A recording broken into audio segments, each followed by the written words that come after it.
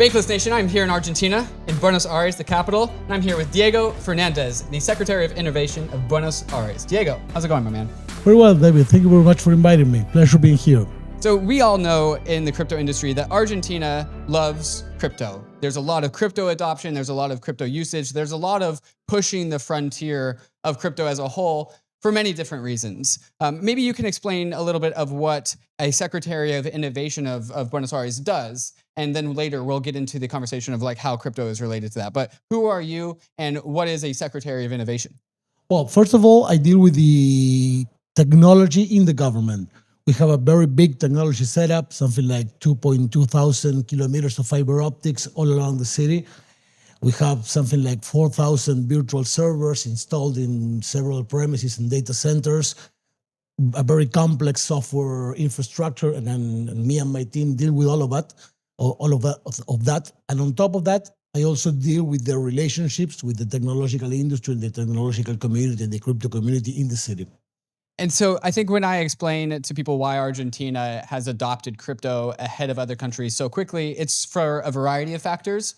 One of the factors is that it's such an internet-enabled country. It's such an internet, especially Buenos Aires, like the internet connectivity is definitely higher than typical countries. And then you combine that with inflation and just being tech forward, you have a community of people that are ready to accept Argentina. Is that an accurate statement? Because this is what I say. Is that accurate? Like, how would you describe it? Well, yeah, but let me add some different factors.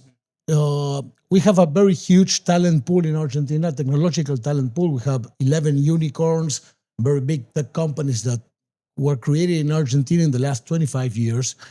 And I guess that in the last maybe 5 to 7 years, crypto boomed in Argentina because of the combination of this talent pool and this internet connector thing that you mentioned, combined with a policy, which of course it was not intended to do that, but a national government policy, which sort of forced a lot of people into crypto. Because inflation is one big factor, of course, but here in Argentina, you are not able to change your currency as you wish. You're coming from abroad, for example, if you pay with a credit card, you paid in dollars 3 times the price that you paid if you pay in cash in pesos. Pay 3 times more dollar. If we Argentinians wanted to buy dollars, we were forced to take some sort of illegal ways for doing that.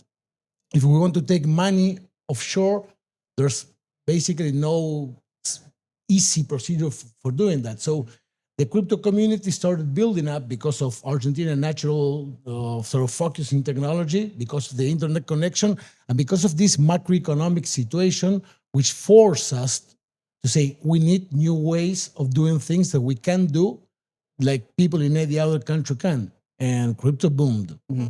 So as the Secretary of Innovation, there's many different ways that I'm sure you guys are promoting just technology in Argentina. Some inside crypto, I'm sure many others outside of crypto. How would you say how much emphasis is there on crypto innovation in Argentina from your role and maybe for the country as a whole? Well, I think that crypto represents a huge opportunity for Argentina. Why? Because I think there's something well known that we in Argentina perhaps hold one of the strongest and more vigorous developers pool in the world. Many of the successful worldwide projects today were created by Argentinians. And just to mention a few, Lambda, which is a software company, Neon, Decentralized, Rostock. As one heard, nearly half of Ethereum was written in Argentina, some people say. So I think that what we are doing is taking or leveraging that community in order to do things that give us the opportunity to really take a role in developing a strong sort of humbly speaking, Silicon Crypto Valley in Buenos Aires and in Argentina. We think that in the future, if we fix the things that brought us here, because what brought us here won't take us there. But if we fix those things that were in the basis of creating this community, we could definitely become a crypto superpower. So it's not just about Argentina using crypto to solve some of its problems, but it's also about looking towards the future. It's all about looking towards the head, looking towards the horizon. What are some of those things that are in the more technological sci-fi world that you are looking for over in the innovation sector? Well, I will get into that. Let me first tell you, do a double dip in a double click something, which is we need now to solve the exchange rate situation. We need to solve the way of capital going in and out of the country. We need to solve things as, for example, being able of paying your employees in the way that people are paid in the crypto world, which is mostly in stable coins or in other crypto assets. When we fix that things, we will be able to sort of boom. Today, you have a lot of projects which were created by Argentinians, which employ people in Buenos Aires, but are eradicated in somewhere offshore, Delaware or whatever, on Liechtenstein or Luxembourg, and they pay in crypto people working in Buenos Aires. That is great. Solutions come up, products are developed and built, but we need to sort of get a hold of that. I mean, and strengthen, and that is the next thing that we. So it's just known that stablecoin payments are heavily utilized in Argentina. And when we talk about this on Bankless and just in the United States in general, this is kind of a little bit of a joke of the crypto space that while we have all of these decentralized blockchains like Ethereum, it's just payments are used using the Binance app. What is the method of payment? Is that true? Because is it USD on Tether is like the payment system that Argentines use, and how does the government think about that? What's the relationship between the government's usage of Argentine citizens using stablecoins on public blockchains? Well, it's kind of hard for me to answer that because my work is within the city of Buenos Aires, and those are national things that they need to be resolved nationally. Today, with a new president that got elected on December 10th, 2023, we are moving forward apparently into a much more freer way of dealing with contracts. So we can maybe agree to get paid or sign a contract in whichever currency or asset that we wish. And that is something that, I mean, for me, it makes total sense because that is something that is happening today. So, I mean, it's already happening and now it's just legal. That's right. I mean, if it's happening, okay, let's do whatever minimum regulation we need to do that. But I mean, that is happening and we need to promote it because that is work, that is development, that is building new things. One of the reasons why coming to Buenos Aires has always excited me is just, it was just so obvious that there was a very strong Argentine developer experience. There were two Marianos from Argentina working inside of MakerDAO, for example, and the number of Argentine MakerDAO developers who were some of my like earliest relationships in crypto are definitely the people that I'm like really excited to come down and spend time with. And over the years, I've only met more and more and more of the Argentine community in like all the crypto conferences that I go to. And so the developer ecosystem, the developer community in Buenos Aires, especially specifically, is very, very strong.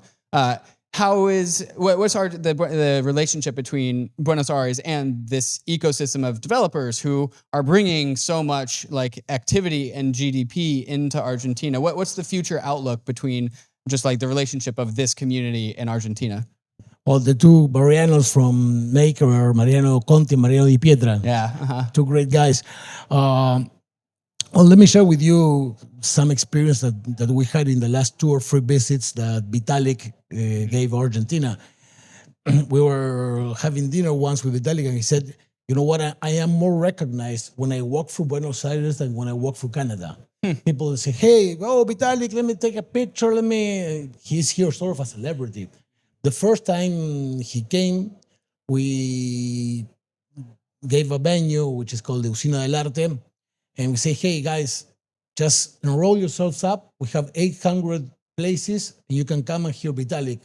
And the places were not sold because it was free, but they were booked in less than an hour. Sort of frenzy. People were out. I mean, completely amazing.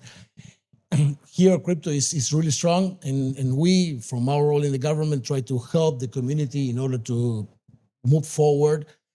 We put the venue and some support in order to come up with ETH Latam in 2022, sorry. And then we remade the event with the guys from ETH Kipu in 2023. And they were both pretty successful. I mean, just to give you an idea, we had something like 6,000 attendees in 2022, and we started because of, I mean, the guys organizing it, with Argentina started charging for tickets, and they got something like 4,000 in 2023. Both events were amazing. And we have as well La BitConf, which is a mixed event, because in 2022, Vitalik came to La BitConf, to the Bitcoin conference. It was amazing. It was Vitalik and Samson Moe and very Bitcoin maximalists sharing a panel and discussing. It was sometimes some parts of the conversation were kind of difficult, but I mean, the interaction was amazing. So in the next couple of years, our hope is to continue having this strong relationship with the community. And as I always like to say, we don't want to say, hey guys, why don't we do this? But how can we help? In which way can we as a government, for example, providing venues, helping with infrastructure, helping with permits or whatever is needed, in order to make things that the crypto community thinks that they should happen? And so, yes, supporting the ecosystem and just giving them resources is one thing, but over in the Department of Innovation, which you lead, there's also an in-house effort called QuarkID, which is, maybe you could explain what that is and why you guys have decided to build it and spend resources there. Very good question. Something 2 years ago, we realized that there was a complete movement in the world, both from governments and from private parties. The ADAS in Europe, the DIAC in Canada, SyncPass in Singapore, several different governments building trust frameworks with a double-sided approach. The technological approach to that problem is different. So perhaps one of them use Hyperledger-based or different blockchains in order to solve that need. But we are all compatible following the same W3C standard, which is the DID, the digital identifier, and the verified credentials. So we decided that after studying the problem and investigating, we decided that that was a path that we should move forward and take strongly. Why? Because having those type of trust frameworks will reduce the friction in transaction and interactions dramatically for society. And that will be a huge leap in productivity in GDP for all communities. And that is not only private sector is also pursuing solutions as, for example, Disco XYZ, Polygon ID, or whatever, different solutions which also follow this standard. And in the future, that won't happen next year or the next, but I mean, in the next 4 to 5 years, you will have sort of a public trust frameworks that also work with private trust frameworks, and you will be able to share credentials in a completely trustful way. What we did 2 years ago was we sort of invited and started chatting with several members of the local crypto community. As, for example, Marin Diepeta was one of the first ones that we talked with, Santi Humanity, from Diego Gutierrez Aldivar, from Roostalk, the guys from Extreme. I mean, several different companies and individuals say, hey guys, you know what, we want to build a protocol that suits these needs that we have as a government. We need it to be open source. We need it to be not owned by the government, but used by the government so that anybody else can use it. We don't want a proprietary solution that we control and that we own. And we want to anchor that solution in a public blockchain. And why do we want to do that? Because we're convinced that the only way for this type of solutions to grow and develop an ecosystem of value on top of them is to be open and non-permissioned.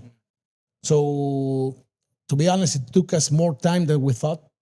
We were envisioning... It's crypto. It's crypto. We were envisioning a 1-year effort, and it took us, I would say, nearly 20 months. Today is in production. We haven't rolled it out yet in the society. We have not promoted it from our website and our official means. But today is working, and we are able to minting credentials or issuing credentials on top of this protocol, QuarkID. And we see 2024 as the year of the road. Not sector, but just example of maybe 5 banks in Argentina are implementing the protocols in order to provide their own internal security solutions to streamline the KYC processes. Private companies are starting to see this as a very good alternative and starting to implement the issue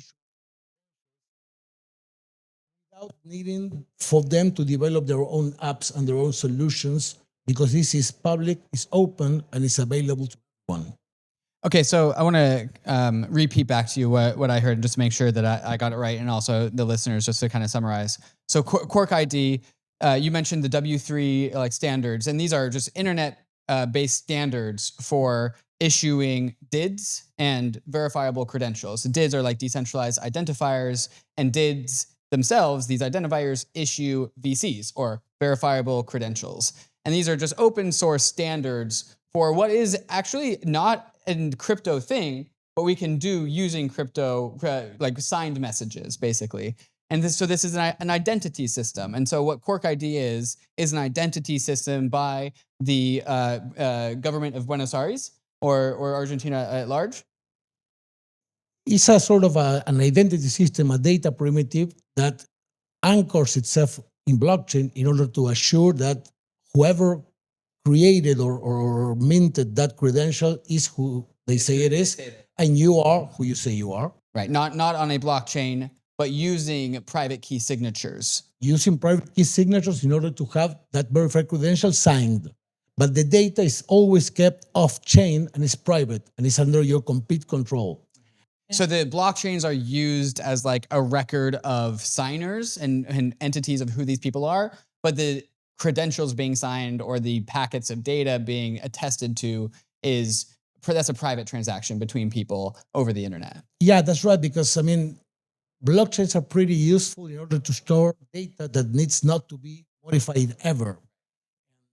They are the best technology that existed in order to do that. The problem with humans and every data in the blockchain is public.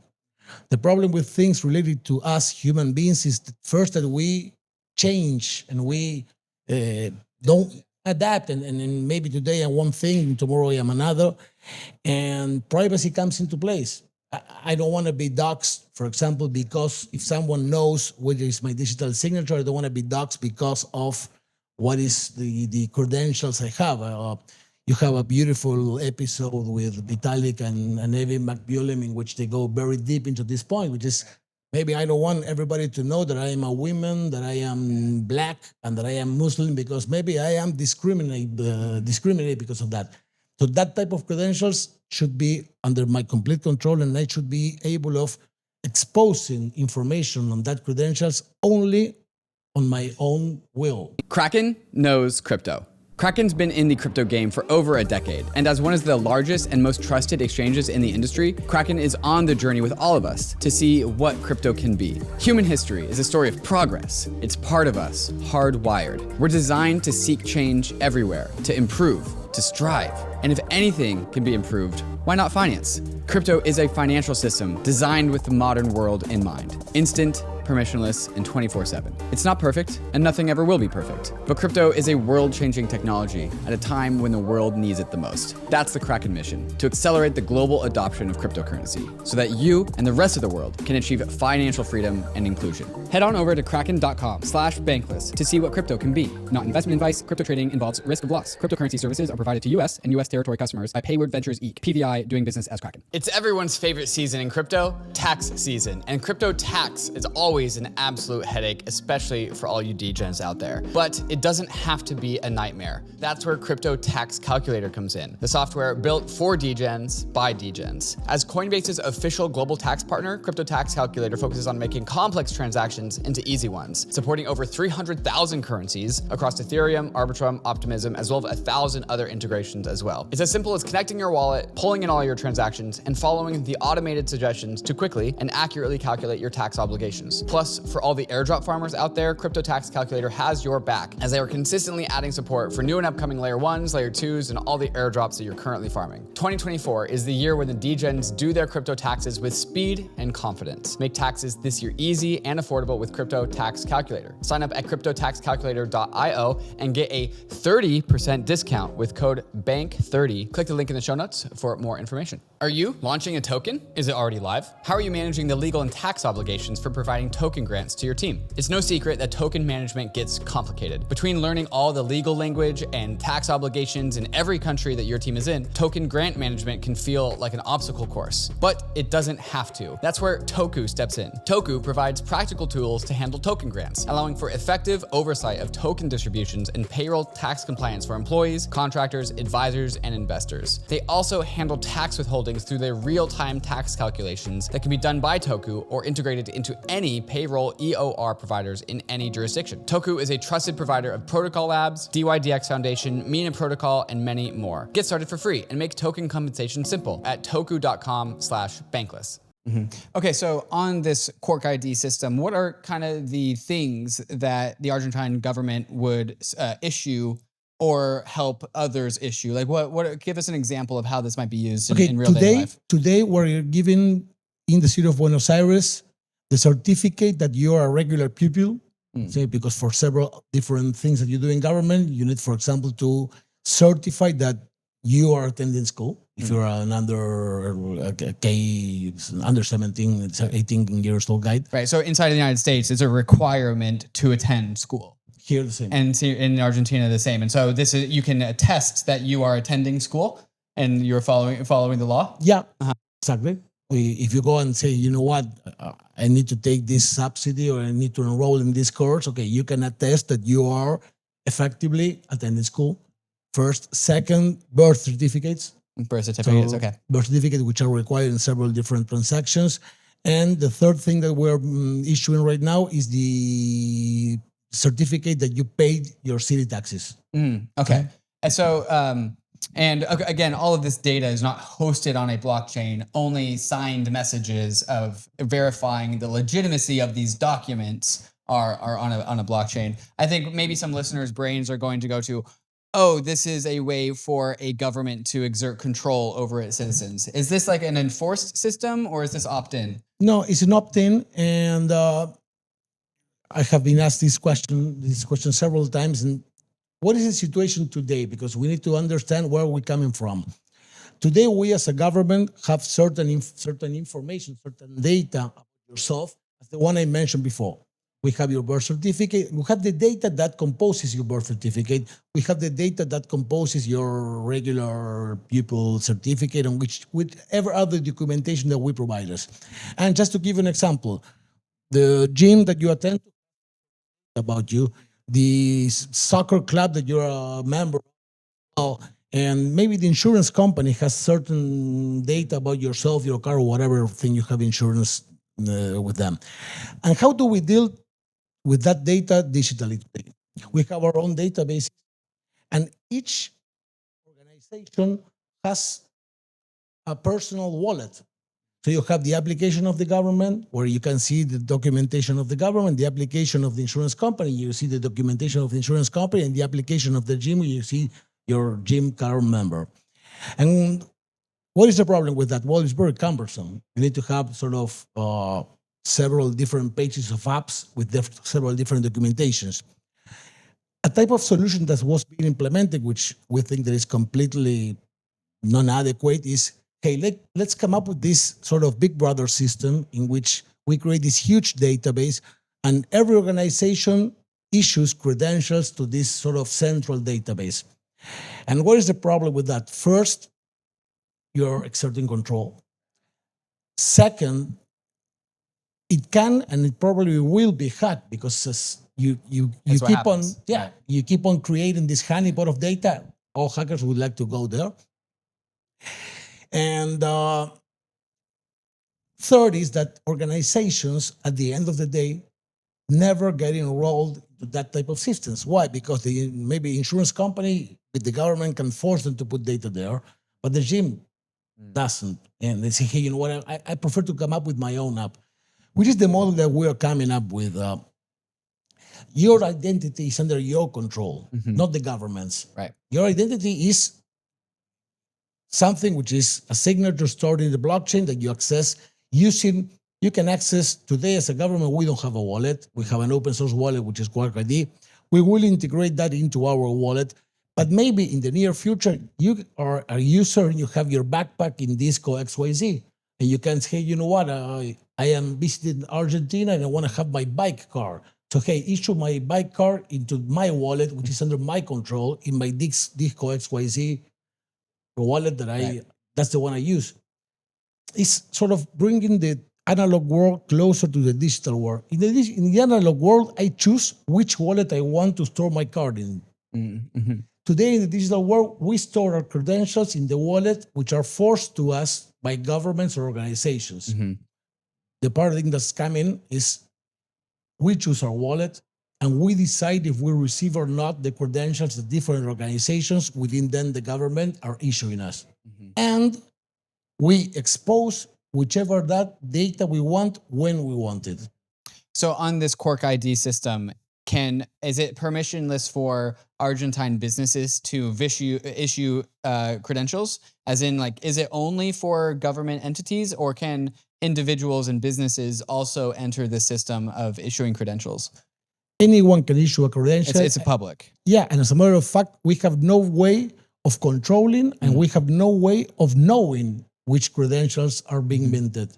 In that case, how is it infrastructure for Buenos Aires? Couldn't it also just be used by anyone in the world? Like, why is it Argentine infrastructure? No, it's not Argentine. It was developed here, but it's not Argentine. As a matter of fact, we are working with the city of Bogota, the city of Nuevo León in Mexico. We're also working with the municipality of Mar del Plata, with the municipality of Vicente Lopez. I mean, it's free technology. Anyone can use it. I mean, maybe someone is developing on top of it. And what we did is we collaborated in the development with several other parties which provided code, auditory of code and whatever. And at the end of the day, what we did is a formal process in order to make it open source and drop it over on GitHub, which that we will be doing before January 10th. So I think you opened with this, but we'll go back to it. What's in it for Buenos Aires? What's in it for the government of Argentina? If this system gets adopted, why will it make Argentina better? Well, because if we think about how we deal with identification and trust today, it's really a process which is cryptic, which is complex. I mean, just to give you, we're just experienced when we came into this venue. Hey, hi, David. Right. What's your name, David? Right. Show me your passport. Okay, no. The number of times I've had to give my passport number, it's been like 50 in the last 3 weeks. Well, yeah, and each time that I go to any place, say, hey, give me we have your ID card. Say, okay, may I take a picture, which is completely unsecure. I mean, I give you my ID card and you have my address, you have my date of birth, you have a lot of information that honestly you don't need in order to identify me and, for example, let me into a venue, whatever. You just need to know that I am a citizen and perhaps see a picture of the ID to ensure that I am myself. And today we're giving out a lot of information which is not needed in order to trust. And the process in which we give that information is completely cumbersome. If today the identification say, hey, please scan this QR code, and you scan it, and that QR code is a question to your identity system. Confirm showing a photo and a proof of identity, not the identity, a proof. Yes, boom. Well, we took, I don't know, maybe 180 seconds. We have taken us 2 seconds. Okay, now scale that to every transaction, both personal and commercial-wise in the city. It's just big. The economy just moves faster. A lot faster. Well, there's a study that I think that it was the World Bank or the OMC, I don't remember the institution, that implementing these self-sovereign identity models in the next 5 to 10 years will bring a leap in GDP between 3 to 17%. I mean, it's really huge. Just because the barriers to transactions is lower, so we can have more of them. Whatever thing you need to do, I mean, just for example, I have a... It's just the cost of distrust is that large. It's really big. I mean, just to give you an example, I have double nationality. I'm Argentinian and Uruguayan. In order to get I am a son of Uruguayans. In order to do that process, I was forced to embark myself in something like a 6-month paperwork in which you have to take your birth certificate, take it to the ASHA, I don't know what thing, in order to get a sort of seal.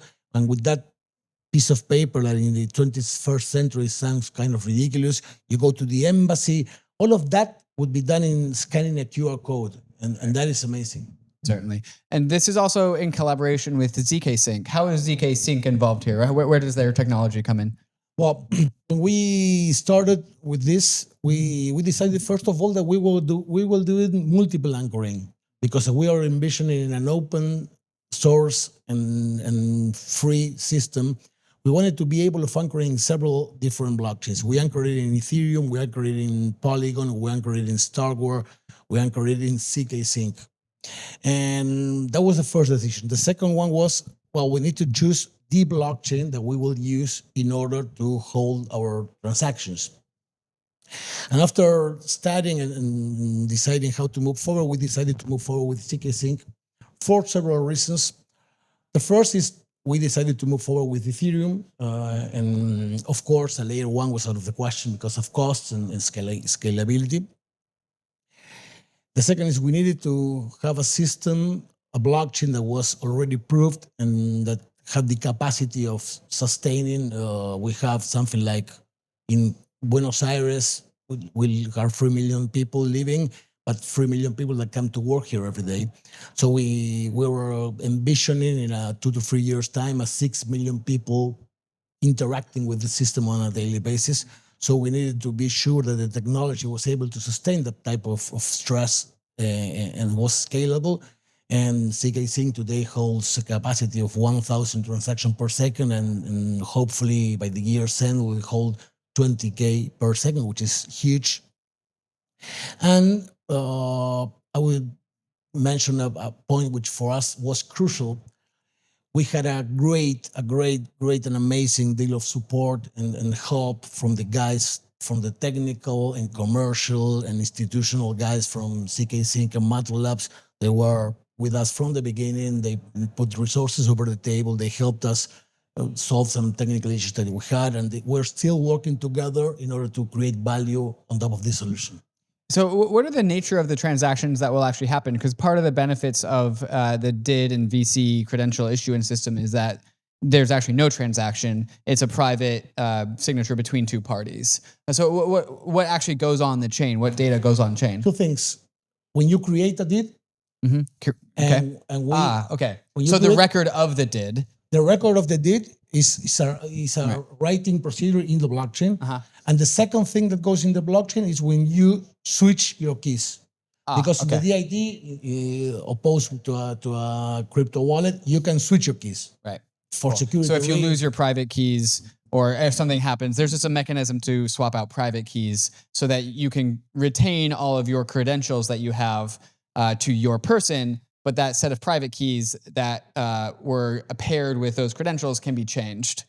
Today, we don't have in QuarkID a method in order to recover lost keys. That involves a totally different complexity, which is multi-sig and trusting and how we do it, so that we as a government can control your DIDs. Okay? So if you lose your keys today, you're in a problem, and you need to re-solicit all of the credentials that you asked for before. Right, but a private key for your set of credentials could also be a multi-sig. And if you lose one of those three, you can swap out the whole system, right? That's right. Right, and so like it really, the pattern is cool because you get to swap out keys in the first place rather than, and so like your gym badges, your credentials, your documents go with you and they're not beholden to the key, they're beholden to you. That's right. And for example, if you wrote the key in a piece of paper, you left it over the table, say, hey, you know what, I left that paper there, I'm insecure about my keys, I want to rotate them, then you can. Okay? But yeah, I mean, we do an extremely efficient use of blockchain, but with one particular situation, which is we are mission critical. We cannot support having, I mean, In the city systems, we have a 99.7% availability. We're not able of withstanding, I don't know, imagine yourself in a city, an 8 hours downtime. That would be having the city almost paralyzed. So, I mean, we need to trust that whenever we need to use that, it's available. You know, there was this meme about the internet that the internet would kill pen and paper. And then that actually never really totally came true because we're still using like old documents and having a paper-based financial system, a pen and paper logic-based financial system, also with legal documents. So like the internet actually never really killed pen and paper, but I've always thought that like registries like this are actually the true transferring of documents to blockchain transactions or verifiable credentials at large, because we actually have this system of accounting. And so this is actually kind of what I see you building with QuarkID is like the a registration system of a country or, you know, of a globe or of anything really, as a way to streamline just like relationships between and trust between humans. I completely agree. I mean, in the first wave of internet, we were able of informing ourselves digitally. In the second, we were able of communicating, and in this third wave, we will be able of trusting digitally, and that is the great change. Because if you think as how are we signing contracts and agreements and identifying yourselves? Well, today the big evolution is a PDF that is digitally signed, which is very much a digital version of a paper thing. So this is, in my perspective, the evolution that we need in order to get rid of pen and paper in the regular business day transactions. So every time I'm in a cab going places in Buenos Aires, I always ask the cab driver what's their opinion of Javier Milei. And I get different answers almost all the time. But frequently, him being a strong libertarian is an answer. And I actually kind of think that this actually pairs well, having like strong libertarian leader, allowing for any type of accounting or transaction or legal agreements between any two parties. I think that actually resonates pretty well because this is a new form of creating trust between humans. That's a new system. And now we have a pretty libertarian leader of Argentina. There's like resonance there, I think, in terms of like what is where Argentina can go onto this new frontier. Do you see that as well? I think that there's an opportunity there. There's an opportunity because we were in the last, I don't know, administrations ruled by a very centric view of the role of state. And I think that this type of views in which the state sort of creates space for private innovation, for private citizens and companies and organizations to develop themselves, will make systems as QuarkID, among others, flourish. And I think that this is a very, very, very, very liberal thing because just to give you an idea, as I mentioned before, you can mint whichever credential you want, but nobody except the other party can assure that they trust those credentials. And I say, maybe I want to mint credentials stating that you are an expert in Taekwondo. But I mean, maybe nobody recognizes that credential as valid because they have no authority in order to give you a Taekwondo card. And I think that this resonates, and we're in conversations, and we hope that some good things are in the horizon. Diego, what can people expect from this system in the future? Like, what's this going to look like in 2024? Well, I mean, our expectations is to do the big rollout in 2024. We, as I mentioned before, we're doing an opt-in, not an opt-out. We will integrate this into the government apps today as a single open source wallet. And we're working really closely with the private sector, as I mentioned, banks, insurance companies, private organizations, and so on, in order for them to adopt this and to use it in their own business needs, if they wish, of course. What about just crypto in Argentina and the whole country? Are you optimistic about the future?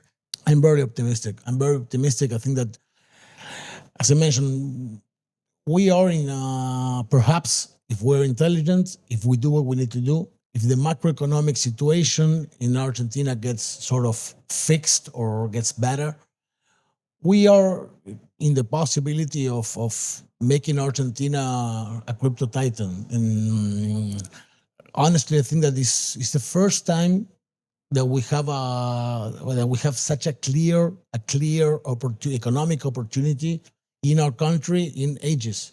Today, if you say what's the biggest assets of or the biggest industries of Argentina, you say, okay, lithium, mining, petroleum, agriculture, and technology. And I think that crypto within the technology area is perhaps the one that has the strongest possibility to grow, mainly because of two reasons. One, because the industry, I am confident that it will explode in the next 5 years. Apart from whichever price the Bitcoin has, is the ETF or not ETF and blah, blah, blah, blah, blah, the technology will start to get much more use cases apart from the strictly financial or DeFi use cases. And because, as I mentioned before, Argentina is positioned in an extremely good way in order to take advantage of that boom. Well, Diego, I'm optimistic as well, which is why I'm down here in Argentina talking to people like you and everyone from the QuarkID team. And I'm also excited to see you at my meetup later in a couple hours here as well. I'll be there as well. Yeah. Awesome. Well, this has been fascinating, and thank you so much for coming on the show and sharing this with the Bankless Nation. It was a pleasure to be with the Bankless Nation, and thank you so much for inviting me.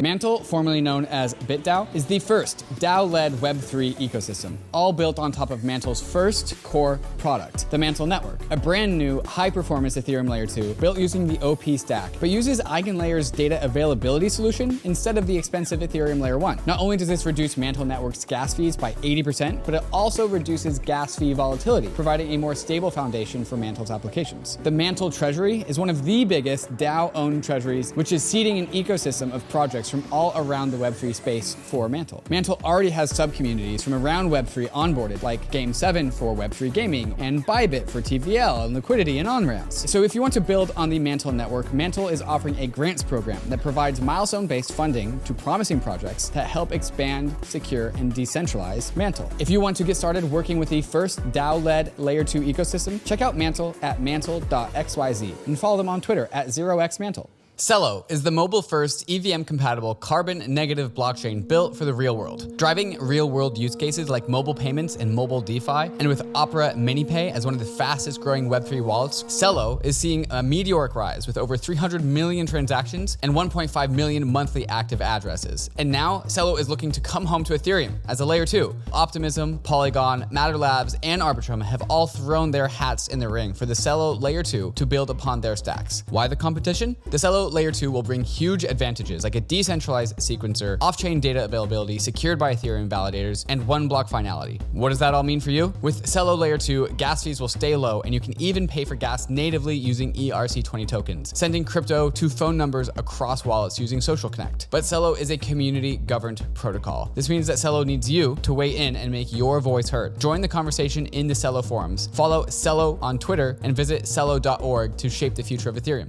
You know Uniswap, it's the world's largest decentralized exchange with over $1.4 trillion in trading volume. You know this because we talk about it endlessly on Bankless. It's Uniswap, but Uniswap is becoming so much more. Uniswap Labs just released the Uniswap mobile wallet for iOS, the newest, easiest way to trade tokens on the go. With the Uniswap wallet, you can easily create or import a new wallet, buy crypto on any available exchange with your debit card with extremely low fiat on-ramp fees, and you can seamlessly swap on Mainnet, Polygon, Arbitrum, and Optimism. On the Uniswap mobile wallet, you can store and display your beautiful NFTs, and you can also explore Web3 with the in-app search features, market leaderboards, and price charts, or use Wallet Connect to connect to any Web3 application. So you can now go directly to DeFi with the Uniswap mobile wallet. Safe, simple custody from the most trusted team in DeFi. Download the Uniswap wallet today on iOS. There's a link in the show notes.